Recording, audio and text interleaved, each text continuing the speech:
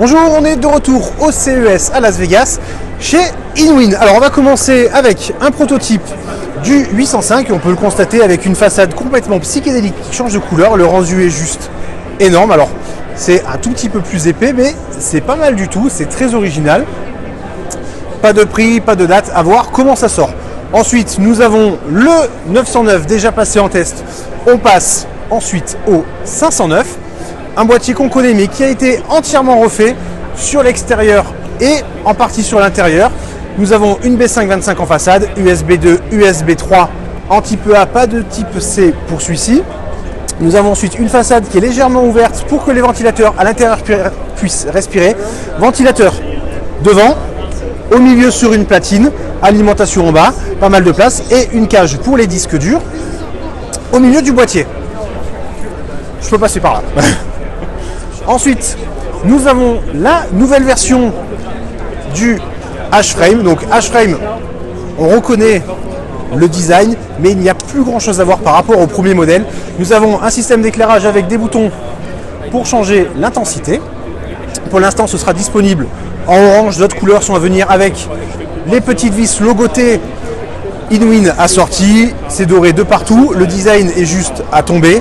Alors l'intérieur, forcément, c'est très ouvert avec des plateaux pour les disques durs, une cage HDD quand même en bas. Il est à noter qu'il y a un nouveau traitement sur le verre et en fait le verre est effet miroir quand on est devant, mais on voit à travers en même temps. C'est spécial. C'est spécial. Parce que vous voyez là, on voit à travers, mais en même temps, nous, si on se regarde, on voit très bien la configuration à l'intérieur du boîtier. Donc autant dire qu'il faudra faire attention au câble à l'arrière, toujours avec les petits guides. Nous avons ensuite une alimentation série signature, 1065 watts, Platinum. Alors surtout, ce qui est important, c'est le traitement. Nous avons un bouton ici, un interrupteur qui va permettre de changer la gestion du ventilateur. Ici, le ventilateur se coupe quand le boîtier est arrêté. Ici, il tourne quelques secondes. Ensuite, ça doit être 3 minutes.